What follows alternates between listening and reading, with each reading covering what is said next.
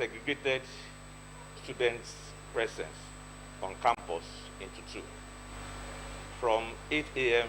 to 12 noon, that will be for all ND students, full-time ND students.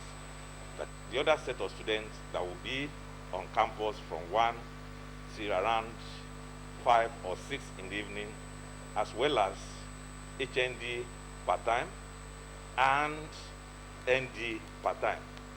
It was also observed that there were fewer students around the school premises. Benga Adekoya, OGTV News. Still on education, as primary and secondary schools in Ogun State resumed for the second term of the 2020-2021 academic session, the State Commissioner for Education, Science and Technology, Professor Abayomi Arigbabu, has called on teachers to be more proactive in sensitizing the students on the existence of the second wave of COVID-19 and necessary precautions to curtail its spread. Professor Arigbabu made this call while monitoring schools' resumption to ascertain the level of compliance of COVID-19 guidelines by teachers and students in the state. Adebola Oshomoji reports.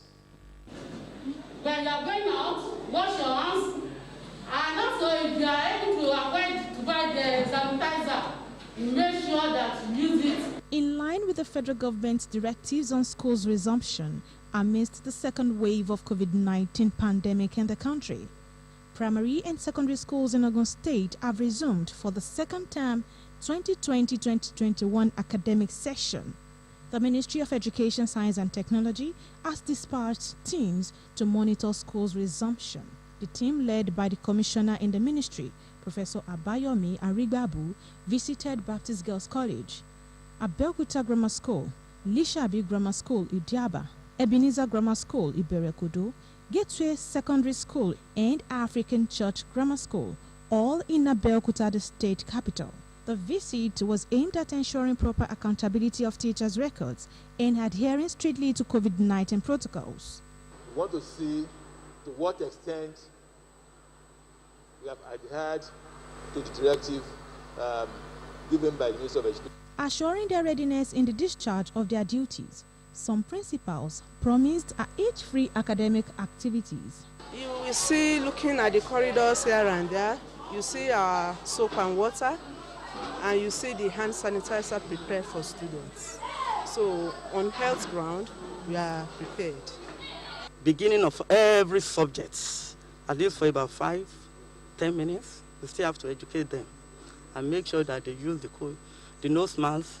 We have buckets for water provided by the government, washing hand soap and sanitizers. Professor Abayomi Arigbabu stressed the need for mutual cooperation between the teachers and parents in curtailing the spread of COVID-19 in schools. Junior school, senior school, primary, all schools will resume, open by 8 o'clock and close by 2 o'clock. It's full resumption.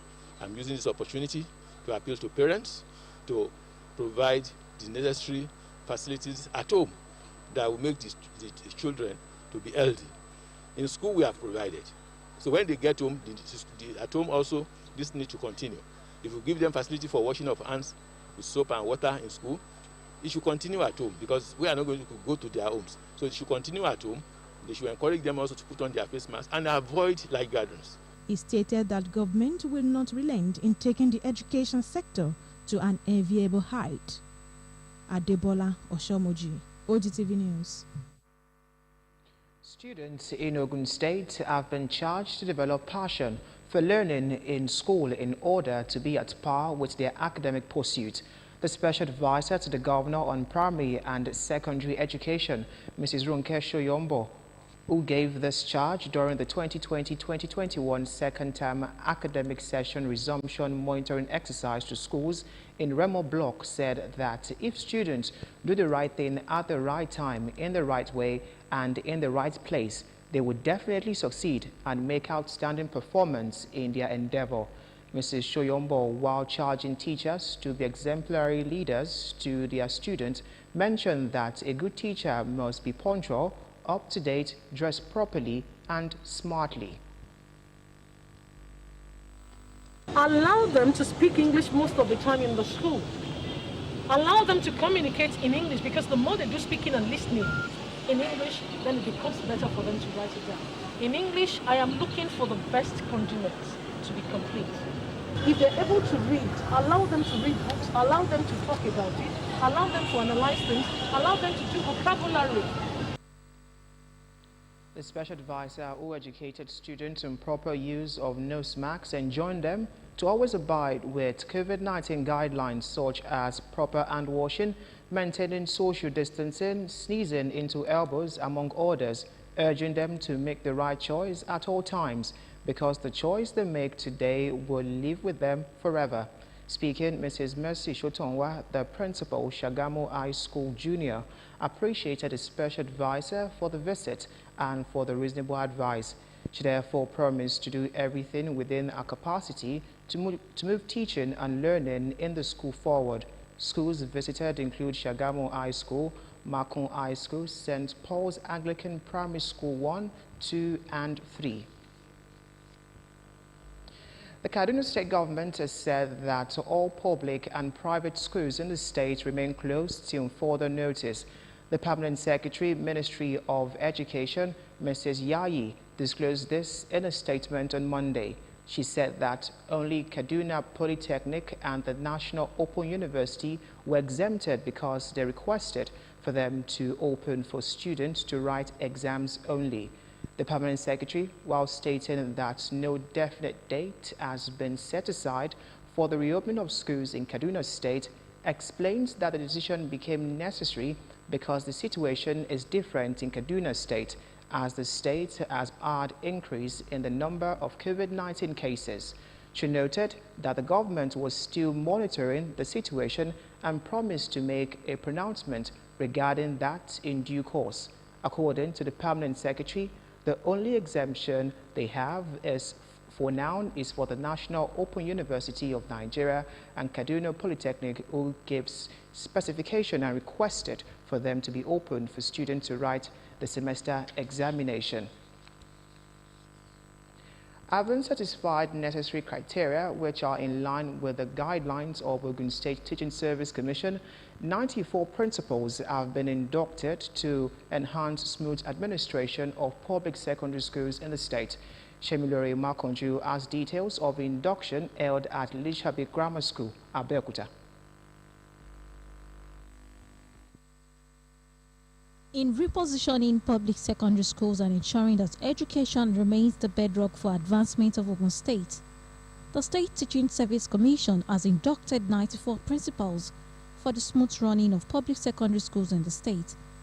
This administration places the education sector at the fore of its agenda.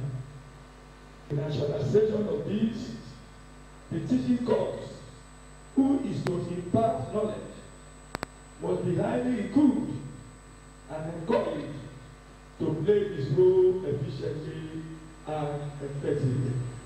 Considering the critical roles of principals, the new inductees were charged to see the dynamism associated with school management. The charge to them is that they need to be proactive, they need to be diligent, they need to be effective and efficient. More so in this pandemic period that we are. They have to take charge and take responsibility. And COPS President Dr. Ayodele Womiloju charged them to be guided and understand professionalism attached to their new tasks. As you come into the fold, be determined to make great impact in your schools. This you will achieve through your dynamic personality and will yield a commitment to the achievement of educational goals. The new inductees appreciated the government. I thank God for giving us the opportunity to get to the top and the peak of our career in life. God, the Lord that has helped us to this level, will surely see us through. It is a simple thing. It is improving the standard of education in Ogun State. As principals, what we are left to do is to see that we put in the best to, improve the infrastructure of the school with all facilities and all that is in our capacity within the community with the help of the PTA, the students, and the teachers. High point of the event was the administration of oaths conducted by Ogun State TESCOM Chairman, Evangelist Olamilekan Ifede. To uphold the ethics of the profession. I promise to uphold the ethics of the profession. Shemiluri Makonju, OGTV News. Still ahead in the news, federal government orders immediate closure of National Identity Management Commission in Abuja. More news and reports after the break. Do join us again.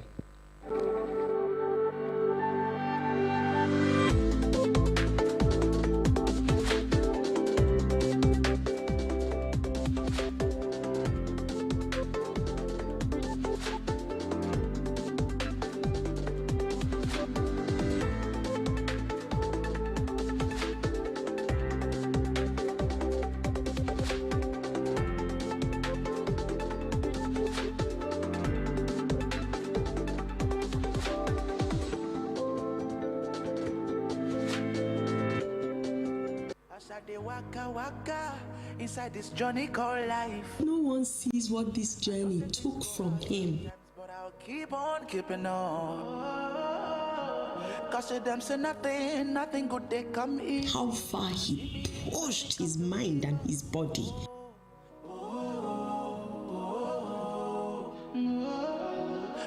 How many times he broke down and needed support. But success lies on the other end of pain. See as everybody they hail am now, cheering every verse and chorus. As Naija mama where I be, my son no fit carry last. So when pain comes knocking, we look back at it without fear and say, not today. For aches, pains, and fever, trust Emzor Paracetamol.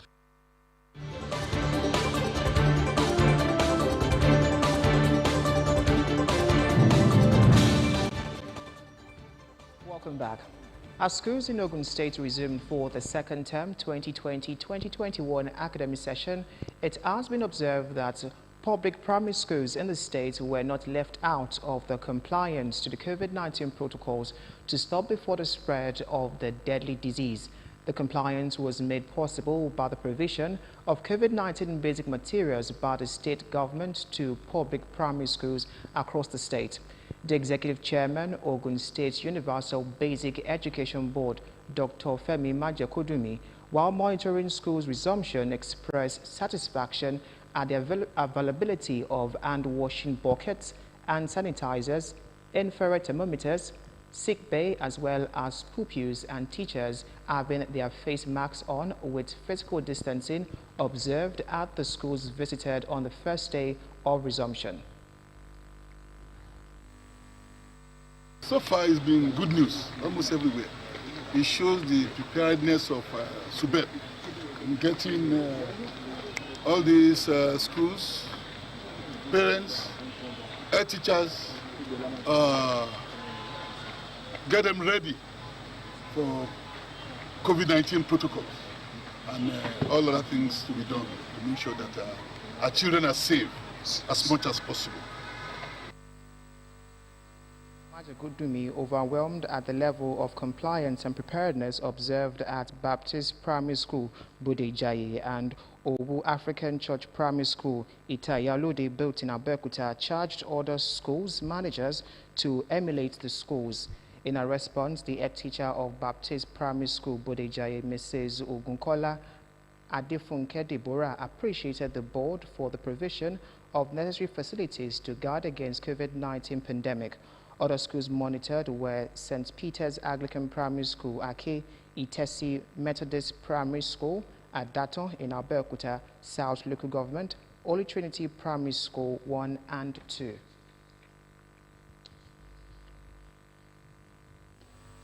The homegrown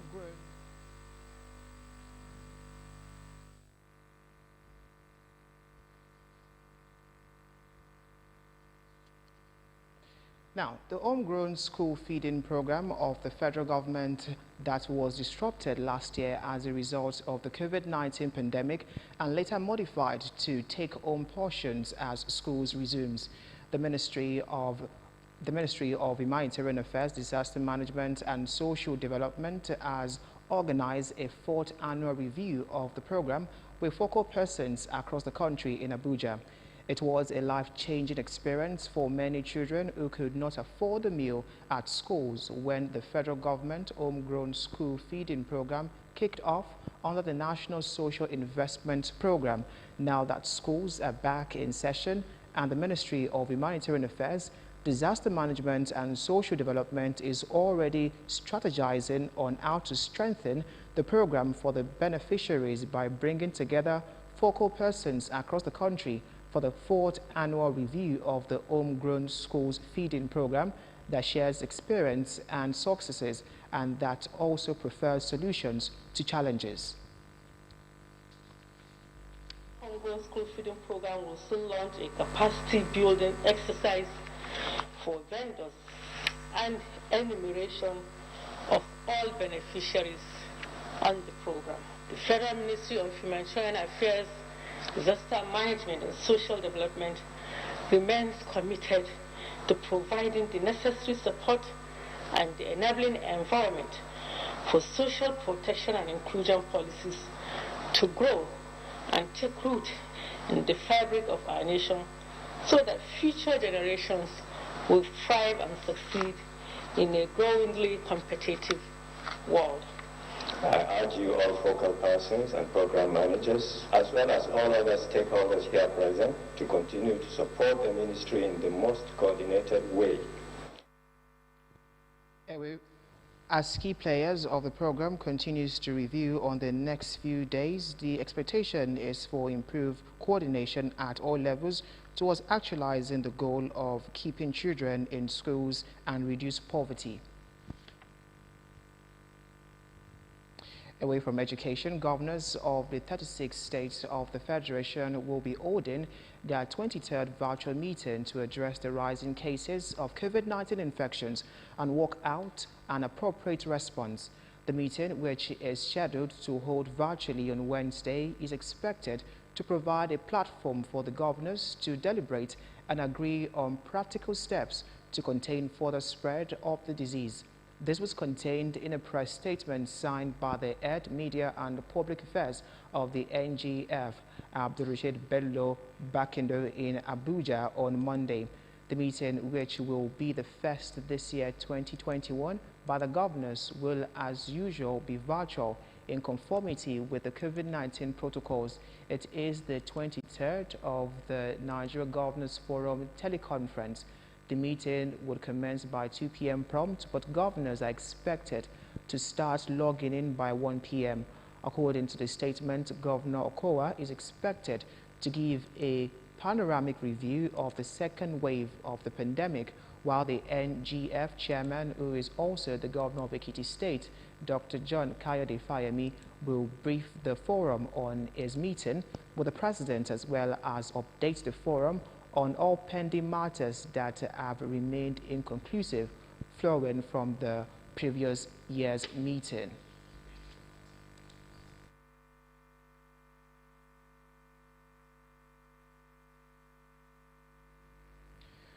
The Ogun State government has commenced the registration of 20,000 vulnerable individuals across its 20 local government areas for free and qualitative healthcare service in Ogun government-owned facilities.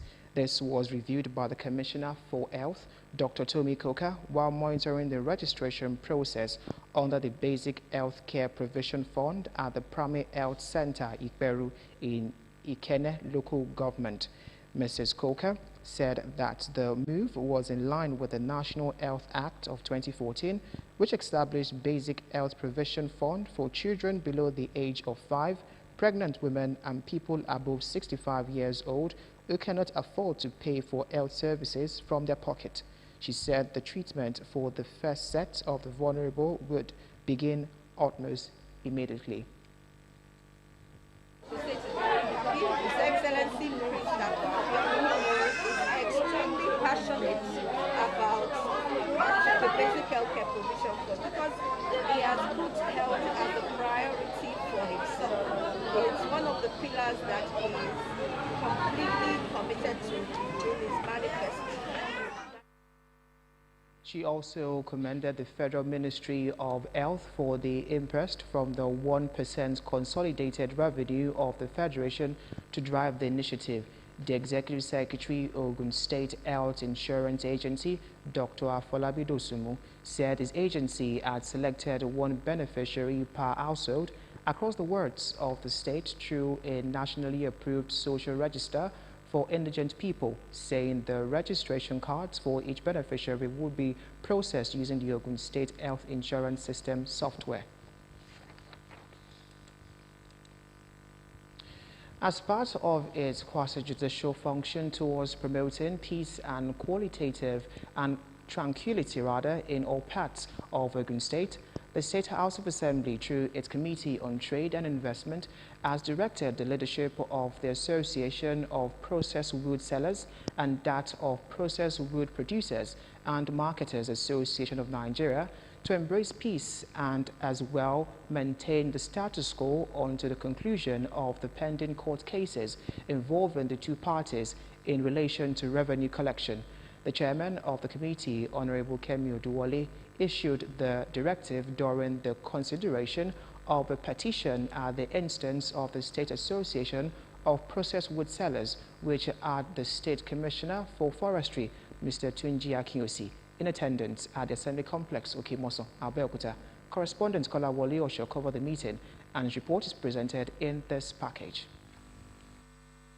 Chairman, House Committee on Trade and Investment, Honorable Kemi Oduwole, while addressing the parties on the issue of revenue, noted that legislative arm remained committed to exploring all measures towards sustaining the existing peaceful atmosphere to boost investments and businesses in the state, hence the need to accommodate the petitioners after all the court cases had been resolved. The committee chairman, in company of Honorables Olushola Adams, Kunle Shobukola, and Ashur Oladunjoyi, also counseled the parties to immediately resolve their differences to allow the ministry to reconsider the petitioners with a view to accommodating them in the ministry's revenue collection system. Until determination of what is in the court, whether you decide to withdraw it or we allow the status quo to remain. When you come out of that, then the commissioner has all it takes to resolve the matter. So if anybody is doing anything contrary to what we have agreed with, it will be in open. Commissioner for Forestry, Honorable Tunji Akinyosi, earlier in his submission declared that his ministry has been encouraging the parties to maintain peace in discharging their duties. First, I need to appreciate the honorable members for their fairness and being just. We've talked before now, and the same thing I told them is what you have said, and we have not even had any discussion on this before now. Whatever it is, and I told all of them that have come, you are young men, I also want you to partake. Maibu and his group would have eaten so much from the calculations that you have brought to the table. I appreciate it that they too be part of it, and we have even proposed 70-30 sharing formula before now. The ticket is still with them. I believe that they still hold on to it. I assure you that we will work out a workable solution to this, and we will revert to this honorable house as to the agreement that we both reached. The lawmakers, however, urged the parties involved to maintain peace, adding that the Assembly would take drastic action against anyone found to have violated the Assembly's directive until the matter is finally resolved. The National Drug Law Enforcement Agency has lamented the rate of drug abuse in the country. Speaking during a press conference in Abuja on Monday, NDLEA Chairman Buba Mawa said over 15 million Nigerians abuse drugs nationwide. Mawa stated that if the figures are to be taken these figures from the recent UNOGC survey of 2018, which puts the figure at 14.3 million Nigerians between the ages of 15 and 64 that are found to be drug users, which is roughly 3 times the global average. It warned that it is the task of NDLEA to stop the unacceptable behavior. Mawa, who is also the former military governor of Lagos State, issued the stern warning during his first meeting with the management team of the agency. The NDLEA will safeguard the nation and our youths from drug menace. That is a task that must be done, the new chairman declared. In the era of uncontrollable fake news on social media, there is need for journalists to rise up to the challenge by getting their thoughts and facts right before eating the public space. Commissioner for Information and Strategy in Ogun State, Alhaji Waidu Dushile, stated this in his keynote address at the maiden edition of DG Akinhomi Memorial Lecture held in Abeokuta. Ido Fabajo reports. He was a broadcaster of repute, a consummate journalist whose baritone voice made an impact in the industry. DG Akinhomi, the immediate past general manager, Ogun State Broadcasting Corporation, OGBC, passed on a year ago, but his memory is the reason for this gathering in remembrance of the colossal loss in the media industry. Tagged DG Akinhomi Memorial Lecture 2021 and organized by the Board of Directors and Management of OGBC, the annual lecture will also serve as a veritable platform of contributing to national issues. Unrelenting efforts at building relationships, ensuring teamwork, and sharing common goals will continue to be a reference point in the history of the corporation. Ladies and gentlemen, he was a very commendable and recommendable personality in journalism. Whatever the management of OGBC will continue to do to immortalize this distinguished journalist, the reporter, OGTV will be very happy to collaborate. He came to OGBC, he turned things around, and today we're all better for it. And then in a short while we just thought, oh, how can we immortalize and sustain this good man's legacies? We unanimously decided and agreed. But let's put a lecture in place in his name. With this theme, journalism in an era of misinformation, the lecture was delivered by the former general manager NTA Katsina, Alhaji Ayinde Shuaga, who said key elements of journalism must be strictly adhered to for effective communication to be achieved. You must know that it's not just enough to just see something happen and report it. You have to investigate. That's when you can give a proper report of that thing that you see. The Speaker, Ogun State House of Assembly, Right Honorable Olakunle Oluomo, represented by Kolawole Shola, called on journalists to uphold the ethics of the profession. It is high time that the mainstream journalism or the mainstream journalist should reclaim the space. Commissioner for Information and Strategy in the state, Alhaji Waidu Dushile, submitted that journalism should be seen as a noble profession, charging practitioners to be mindful of the information being disseminated. I'm sure the G will not be happy what is happening amongst us here in journalism, journalism in Nigeria, especially in the state. Please, our colleagues, let us be thorough. Let us verify facts before we publish. The family appreciated the gesture. Just thank you for coming. Thank OGBC management for putting this together. Thank others who have said that they would like this to continue. There were goodwill messages from stakeholders present at the lecture. Ido Fabaju, OGTV News. Senator Jubril Martin Skuya, two-time Minister of the Federal Republic of Nigeria, has been laid to rest in Agoiwoye, his country home. The successful industrialist died in the early hours of Sunday in Lagos. Agoiwoye, Ogun State, and Nigeria felt the passage of a political juggernaut. Agoiwoye, and by extension Ogun State and Nigeria, expecting the body of Senator Jubril Martin Square. This is Agoiwoye, the country home of former Minister of State for Finance and former Minister of Commerce and Industry in Nigeria, now late Senator Jubril Martin Square. He will be buried here close to where his first wife was buried. And a few hours later, the body arrived and the whole town was thrown into mourning.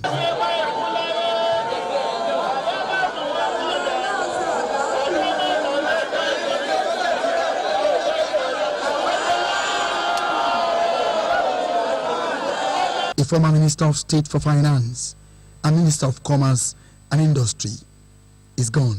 He's one of the great leaders in our dear state and in Nigeria.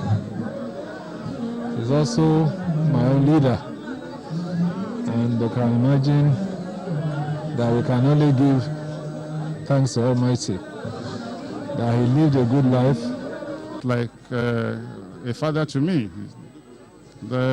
I'm still short of words because I spoke with him about a week ago and I didn't have an inkling that the end has come. This is somebody who is very compassionate. In terms of politics, he likes to build consensus, and he's a forthright person. Family man, he was outstanding. He was a good mentor to many of his beneficiaries. I, as a person, apart from SDP days, we never occupy the same political party.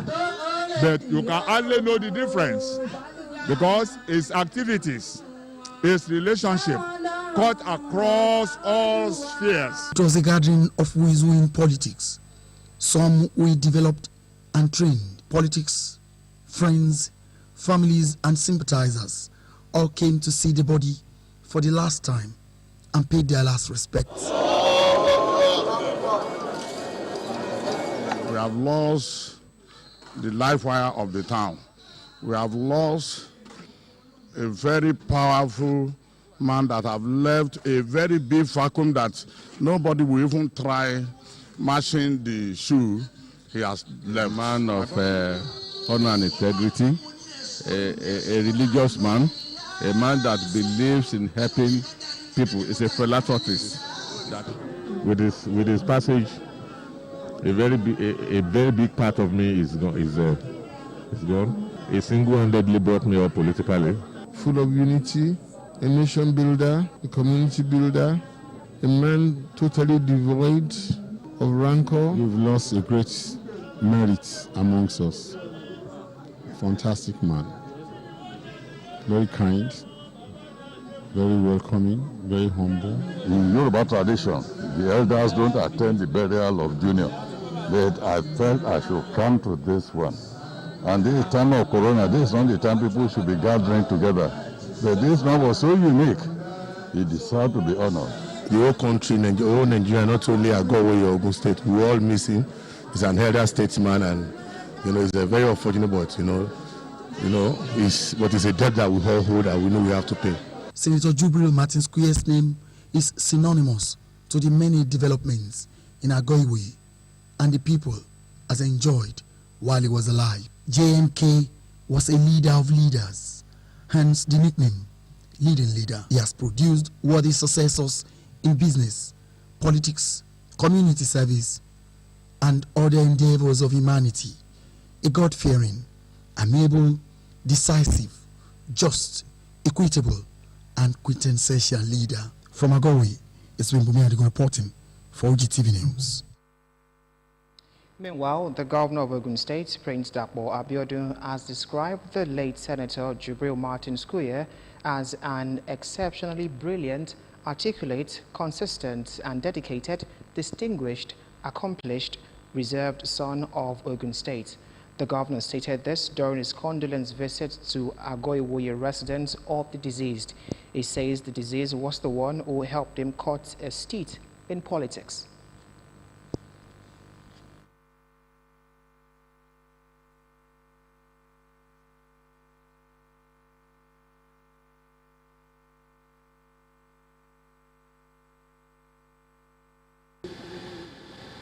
Or call myself a political son with a lot of pride.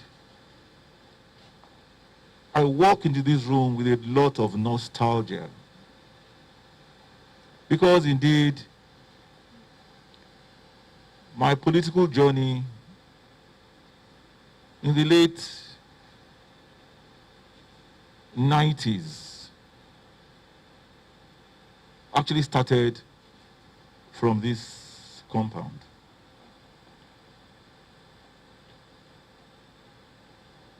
All that which I did to cut my teeth politically started from this same living room.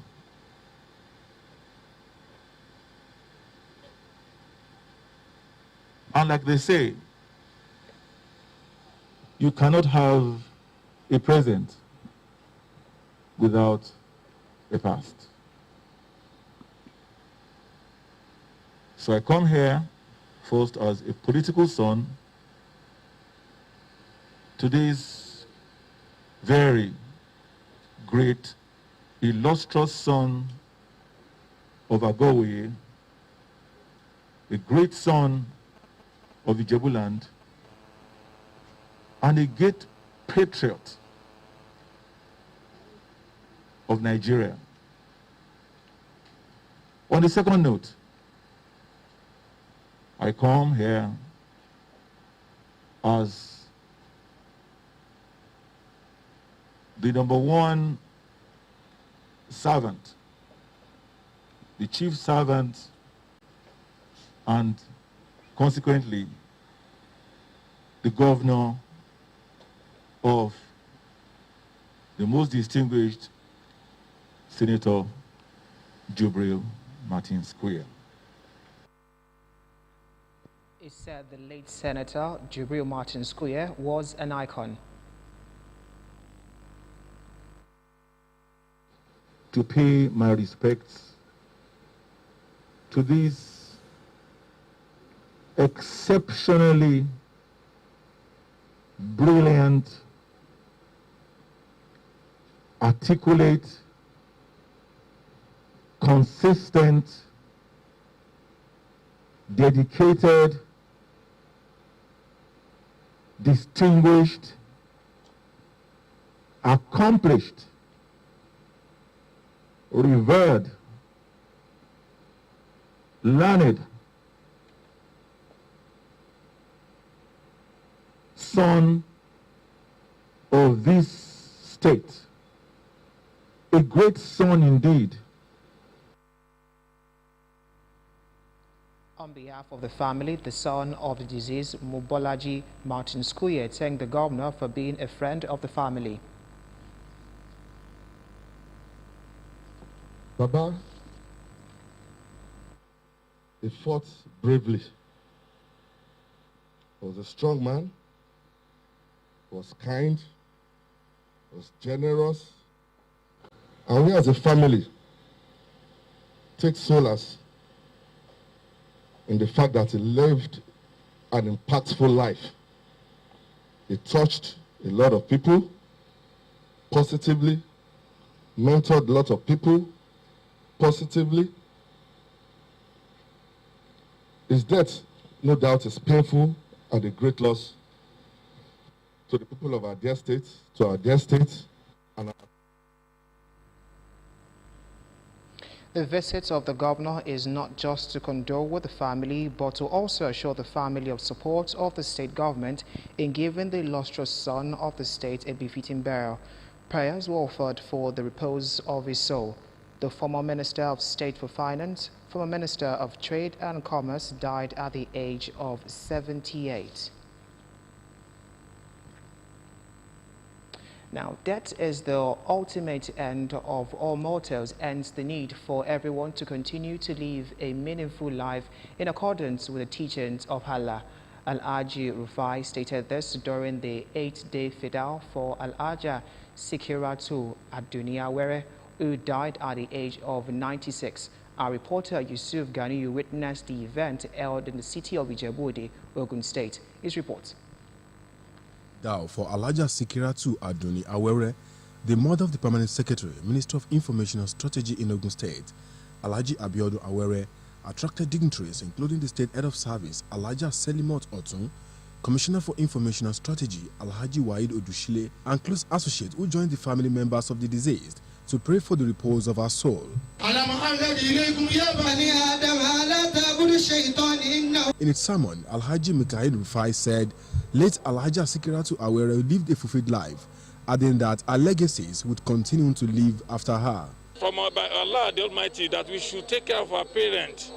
The best thing to do in the world, if you want to spread anything, or you want to do any good things, start from your parents, start from your home. Don't neglect them. The head of service, Alhaja Selimot Otun, among other personalities, while commensurating with the family, urged the children of the deceased to continue to show love among themselves. I commensurate with the family of Awere and the demise of the mother. I pray that Almighty Allah will grant our joy of Firdaus. And I pray that after the death of the mother, they will continue to go from strength to strength. They will never regret anything they lay their hands upon. And I use this medium to tell everybody we should train our children. Education is very key. Elijah was a pleasant mother to us in the area. He took care of us when we were young. He gave us money. He bought so many things for us, sweets and everything. He's a lovely woman.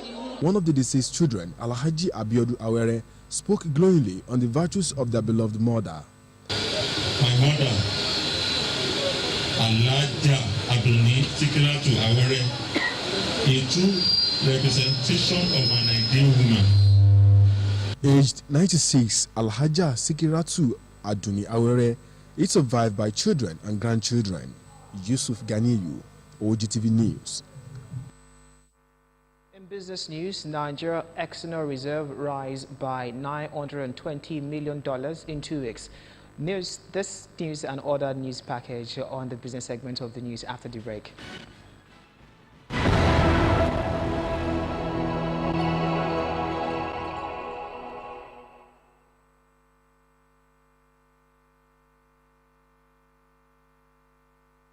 Welcome to Business News. The National Pension Commission has reviewed its directive on payment of death benefits to beneficiaries under the Contributory Pension Scheme as part of efforts to clamp down on bogus death claims. This was as claims paid to relatives of 65,419 disease workers rose to 212.27 billion naira, according to latest information obtained from the Commission. In a circular titled Cessation of Payment of Death Benefit Claims to Legal Beneficiaries Without Commission's Approval, PENCOM said it noticed increase in death payments that did not meet required internal control measures. The circular was dated December 1st, 2020. The Commission had earlier put in place stringent measures after it raised an alarm that some fraudsters were collecting pension on some living contributors. PENCOM's recent circular reads, please recall the Commission's directive to pension fund administrators via its letter dated the 16th of May 2013 to pay additional inflows into deceased employees' retirement saving account to legal beneficiaries after initial approval has been obtained. That was business news. Up next is a foreign segment of the news.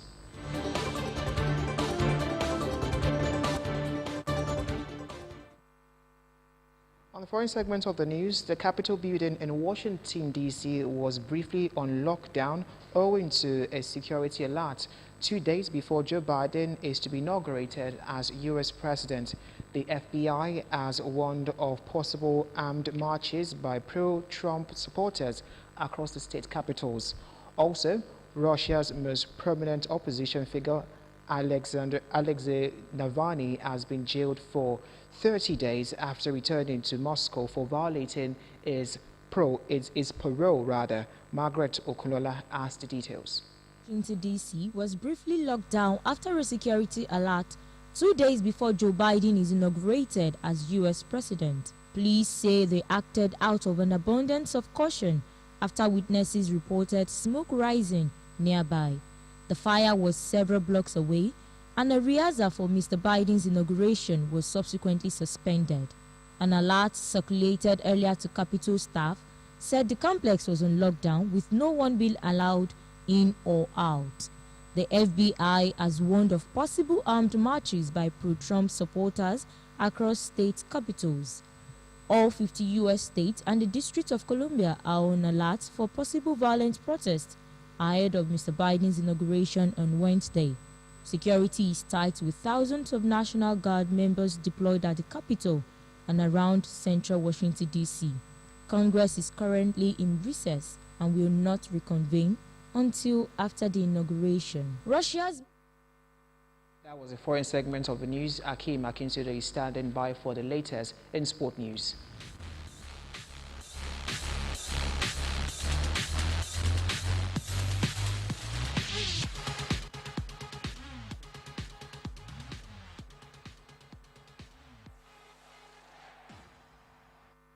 Welcome to the sports segment of the news. Blessing Oborodudu displayed sheer dominance and supremacy to clinch gold at the Baraza Champion of Champions tournament in Yenagoa on Sunday, brushing aside the opponent in emphatic fashion on a day Aminat Adeniji, Ekere Mene Agiomo, and Soso Taramao also dazzled their way to the top prize at stake at their respective weight classes. In the 62 kg women wrestling, Commonwealth champion Aminat Adeniji was equally as impressive as Oborodudu, recording 4 crushing wins against their opponents to win the gold medal at stake. Players living under strict quarantine rules after arriving for the Australian Open will get no special treatment, says Victorian Premier Daniel Andrews. 72 players are confined to their hotel rooms in Melbourne for 14 days after positive coronavirus test results on flights bound for the event. At least 9 infected people, including 1 player, are in quarantine, officials say. With the Grand Slam tournament set to start on 8 February, players are resorting to hitting balls against the walls and windows of their rooms to stay sharp. The Davis Cup finals will be expanded on an 11-day event and could in future be staged in 3 different cities. Rafael Nadal, Spain, won the inaugural 18-team finals in Madrid in 2019, but some matches were poorly attended, and the congested schedule led to the group match between the United States and Italy finishing at 4:04 a.m. The International Tennis Federation, ITF, has already accepted 2 proposals from its partner, Cosmos, after a review of the 2019 event. That was Sports Update. Thanks for watching.